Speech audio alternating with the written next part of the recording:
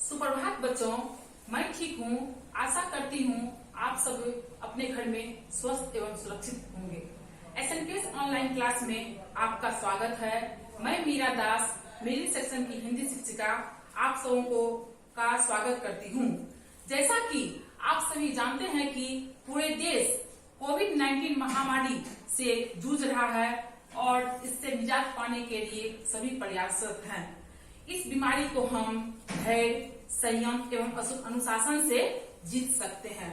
आज मैं आप सभी को वर्ग 5 की हिंदी की पढ़ाई कराने जा रही हूँ और हमारी हिंदी पुस्तक का नाम है अग्नि।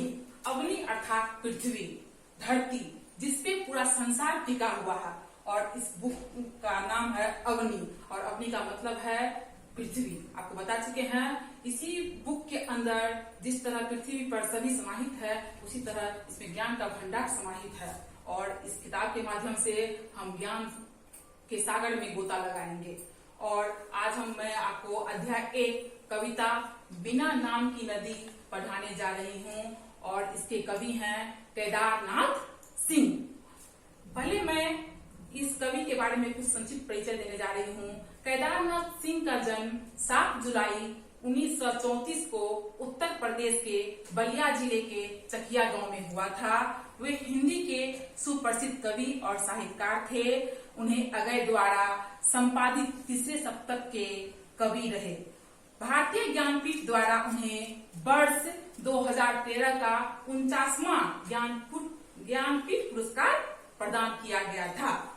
उनकी प्रमुख रचनाएं थी अकाल में सारस, यहाँ से देखो, कल्पना और छायावाद और जो कविता हम पढ़ाने जा रहे हैं बिना नाम की नदी और सब है, लेकिन अभी मैं संक्षिप्त में ही उनका परिचय दी हूँ। आगे आप कविता पे आइए, बिना नाम की नदी, जिसको मैं पढ़ाने जा रही हूँ। मेरे गांव को चीरती हुई पहले आदमी से बहुत पहले से चुपचाप बह रही है वह पतली सी नदी, जिसका कोई नाम नहीं। यानी कहने का मतलब है बहुत पहले जब मानव जब इस पृथ्वी पर आए थे, उनसे पहले भी बहुत नदियां हमारे गांवों से, जंगलों से गुजरती थी, जिसका कोई नाम नहीं था और उसी का नाम पाने के लिए हम लोग सोच रहे थे कि आखिर उसका नाम क्या दे। क्या तुमने कभी देखा है कैसी लगती है बिना नाम के नदी? क्या आपने कभी देखा है बिना नाम की नदी कैसी लगती है? कीचड़, सिवार और जलकुंभियों से भरी वह इसी तरह बह रही है कई 100 सालों से एक नाम की तलाश में मेरे गांव की नदी। नदी में कीचड़ होता है, जलकुंभी होता है, सिवार होता है और सब कुछ उपलब्ध होता है नदी में, लेकिन एक नाम की तलाश में वो गांव में बह रही है और उनको अपना नाम ही नहीं पता कि इस नदी का नाम क्या है। सूरज निकलने के काफी देर बाद जाती है भैंसे नदी में नहाने के लिए, कहीं नदी गहरे में हिलती है पहली बार। सूरज निकलने के काफी देर बाद जाती है भैंसे नदी में नहाने के लिए, कहीं गहरे में हिलती है पहली बार। फिर आते हैं जुब्बन मियां हाथ में लिए बंसी और चारा। सूरज निकलने के बाद सभी लोग कार्यरत हो जाते हैं। हमारे गांव के पशु सब भी नदी में नहाने पहुंच जाते हैं, जिसमें भैंसे, गाय नदी में नहाने के लिए और ग्रामीण लोग भी नदी में अपना काम करते हैं, जैसे कि कपड़ा धोते हैं, बर्तन साफ करते हैं और घर के अनेक काम भी करते हैं। इसी तरह भैंस भी नदी में नहाने के लिए पहुंच जाती है और साथ में झुम्मन मियां, यह एक काल्पनिक नाम है दिया गया यहाँ पे। झुम्मन मियां का नाम काल्पनिक है जो दिया गया है, जो हाथ में बंसी और थैले लिए नदी के किनारे पहुंच जाते हैं। नदी में पहली बार एक चमक आती है, फिर जैसे नदी पहचान रही हो झुम्मन मियां को। नदी भी बार बार झुम्मन मियां उसी नदी में आते हैं, मछली मारते हैं और थैला को भरते हैं और नदी भी उनको पहचान गई है झुम्मन मियां को, जो ये जो है वहां से रोज मेरे नदी में आते हैं और मछली मारते हैं और उनको एक अलग चमक आ जाती है उस नदी में झुम्मन मियां को, क्योंकि वो जानते हैं। दिन भर कितनी मछलियां फंसती है उनकी बंसी में, दिन भर कितनी बंसी में कितने झींगे कितने सिवार पानी से कूदकर आ जाते हैं उनके थैले के अंदर। दिन भर कितनी मछलियां वो बंसी के मदद से मारते हैं और थैले में भरते जाते हैं। उनमें सिवार, झींगा मछली, झींगा एक प्रकार का मछली होता है जिसको हम लोग भी खाते हैं, शायद बच्चों आप लोग भी खाए होंगे। झींगा एक प्रकार का मछली है जिसको झूमर मियां अपनी बंसी की मदद से मारते हैं और थैले में भरते जाते हैं। कोई नहीं जानता नदी को कौन देता है नाम, तुमने कभी सोचा है? कोई नहीं जानता है नदी का नाम। अभी बहुत सी नदी का नाम आपको जानते हैं, जैसे गंगा, यमुना, सरयू, कोसी, कावेरी, लेकिन जो गांव जंगलों से बहती है उसका कोई नाम नहीं है। और बच्चों, क्या आपको पता है नदी को कौन नाम देते हैं? वो आपको आगे के एग्जाम में बताई जाएगी। नदी का नाम आखिर पड़ा कैसे? बहुत से आदमी के नाम पर, भगवान के नाम पर नदी का नाम पड़ा है।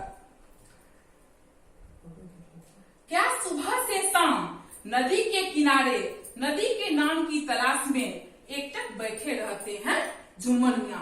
सुबह से शाम तक नदी में मछलियां मारते रहते हैं झूमर मियां और वो नाम की तलाश करते हैं, इस नदी का क्या नाम दूं, क्या नाम है इस नदी का। कोई हमसे पूछेगा आप कहाँ से मछली मार के लाए, मैं क्या नाम बोलूं। इसी तलाश में वो बैठे रहते हैं, सोचते रहते हैं इस नदी का क्या नाम दूं।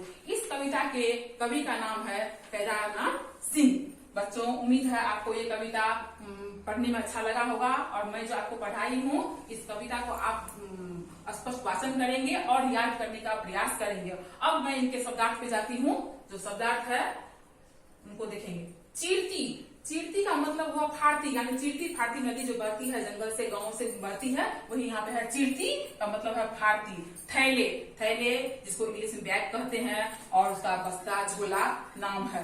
झींगे आपको अभी बता चुके हैं कविता के माध्यम से। झींगा जो है एक मछली का नाम है, वो यहाँ पे भी बताया गया है, एक तरह की मछली। कीचड़, कीचड़ मतलब होता है पंख, कीच, पंख मतलब कीचड़, कीच मतलब सब ये समानार्थी शब्द है। पंख, कीच, कीचड़ ये समानार्थी शब्द है और आपको समानार्थी शब्द पे भी हम पढ़ाएंगे व्याकरण की क्लास के रोज, जो कि शनिवार को होगी। तलाश मतलब खोज, तलाश मतलब खोज। एकटक मतलब लगातार, एकटक मतलब लगातार। यही आपका शब्दार्थ है बच्चों। इस शब्दार्थ को मैं ब्लैक बोर्ड पे भी लिखी हूँ और आप इसको अपने नोटबुक में उतार लेंगे और इसको याद करेंगे। कविता को कंठस्थ याद करेंगे और उसको बिना देखे शुद्ध लिखने का प्रयास करेंगे। अब हम इसके प्रश्न उत्तर पे चलते हैं, जिसका प्रश्न अभ्यास क्या है। तो कौन नंबर में दिया हुआ है, निम्नलिखित प्रश्नों के संक्षिप्त उत्तर दीजिए। पहला क्वेश्चन है, क्या आपने कभी नदी देखी है? बच्चों, क्या आपने देखी है नदी? अगर देखी होंगी तो आप जवाब दीजिएगा हाँ, या अगर नहीं देखी होंगी तो नहीं। तो ये जवाब होगा एक ही लाइन में, एक वाक्य में दे सकते हैं, या इसको एक लाइन में हाँ जवाब देंगे। नदी के किनारे बैठकर आपको कैसा लगता है? बताओ, नदी के किनारे बैठकर आपको कैसा लगता है? वो पूछा गया है इस प्रश्न के माध्यम से। नदी में नहाने कौन जा रहा है? इस कविता में नदी में नहाने कौन जा रहा है? आपको इस कविता के माध्यम से बताए थे नदी में आके सुबह सूर्योदय के बाद नदी में नहाने कौन जा रहा है? आप उसका जवाब लिखेंगे। क्या आपने कभी मछली पकड़ी है? यदि हाँ तो कैसे? मछली, बच्चे आप लोग मछली खाते भी होंगे और आपको मछली किस प्रकार से पकड़ते हैं नदी में, अगर पकड़ी है तो किस प्रकार से पकड़ी है ये आपको लिखना है। अब प्रश्न संख्या ख पे जाएंगे।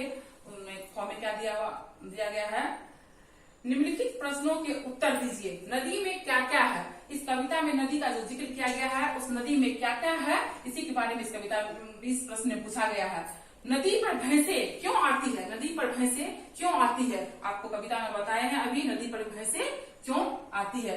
यदि नदी पर झूमर मियां क्यों आते हैं? बहुत आसान सवाल है। झूमर मियां नदी पर अभी क्यों गए थे? आपको बताए हैं। वो अपने बैग में, थैले में क्या भर के ले आते हैं, वो आपको ही कविता में बताए हैं हम। झूमर मियां नदी से क्या क्या ले जाते हैं? झूमर मियां नदी से अपने थैले में भरकर क्या क्या ले जाते हैं, आप उनको लिखेंगे और स्पष्ट लिखेंगे। क्या तुम्हारे गांव के पास कोई नदी है? उस नदी का क्या नाम है? क्या आपके गांव में कोई नदी है? उस नदी का क्या नाम है? उसको आप लिखेंगे और आपकी लेखन काम बहुत ही अच्छे ढंग से होना चाहिए। सबसे पहले आप अपने अभ्यास पुस्तिका में इस कविता को शुद्ध किताब से देखकर लिखेंगे, फिर इसको कंठस्थ याद करेंगे। बच्चों, मैं आपके साथ लगातार बनी रहूंगी। उम्मीद है आप लोग घर में हैं और सुरक्षित हैं और अनुशासन का पालन करते हुए आप अपने बड़ों का आज्ञा का पालन करेंगे और पढ़ाई पर विशेष ध्यान देंगे, क्योंकि प्रज्ञा निकेतन की और से जो ऑनलाइन क्लास की सुविधा की गई है वो आपकी उज्जवल भविष्य की कामना करते हुए दी गई है, क्योंकि बच्चे हमारे देश के कर्णधार है, वो आने वाले समय का भविष्य है। इसलिए आप लोग घर में रहे और सुरक्षित रहे और अपनी पढ़ाई जारी रखें। धन्यवाद।